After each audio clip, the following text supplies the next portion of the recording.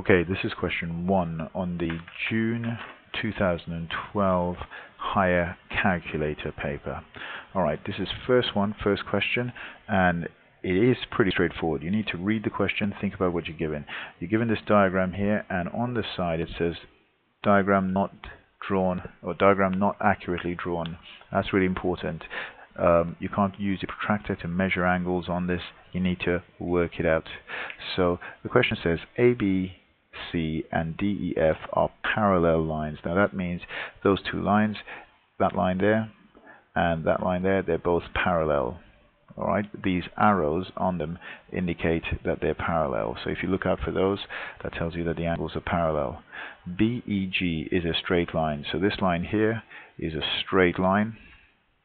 The angle GEF, this angle here, GEF, is 47 degrees. So all of this information is shown on the diagram.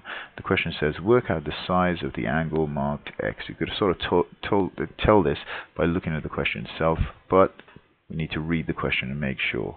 The question says give reasons for your answer. Whenever they say that, there's additional marks, or they're part of the marks for the reasons that you give. Now, a couple of things we need to know about this, and there's several different ways you could actually work this out. I'm actually just going to use one technique. I'm gonna, because that's 47 and that there is a straight line, DEF is a straight line, and that angle there is 47, I know I can actually work out this angle here. Now that angle there is going to be 180 take away 47. 180 take away 47, and that's because angles on a straight line add up to 180 degrees.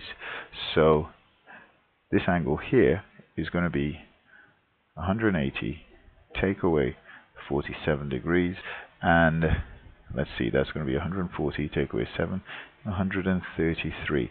And the reason for that is angles on a straight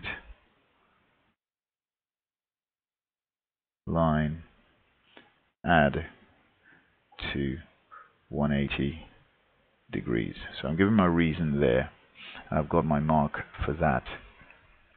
But how am I going to use that? Well, actually, this angle here is corresponding to those, because these two angles are, because these two lines are parallel. That angle there and that angle there are at similar points in these crosses, and so those two angles are corresponding. So X is equal to 133 degrees, and the reason for that is that it is a corresponding